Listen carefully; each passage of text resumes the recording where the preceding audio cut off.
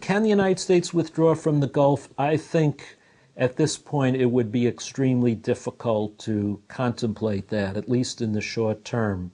And the short term meaning so long as our economy is based as it is on the availability of abundant and cheap petroleum. Our economy absolutely rests on that capacity, and the only place where we can get abundant and cheap petroleum over the long haul, that is for the rest of this century, is from Saudi Arabia and the Gulf. So until we redesign our economy to be less dependent on cheap, abundant petroleum, I don't see how the U.S. leadership can withdraw from that area.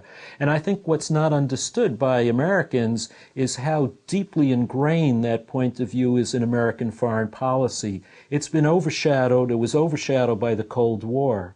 But even throughout the Cold War, protection of Persian Gulf oil was very high on the agenda. It was the origin of the Truman Doctrine, of the Eisenhower Doctrine, of the Nixon Doctrine, and the Carter Doctrine. All of them had to do with protecting U.S. allies in the Gulf region or protecting U.S. access to oil.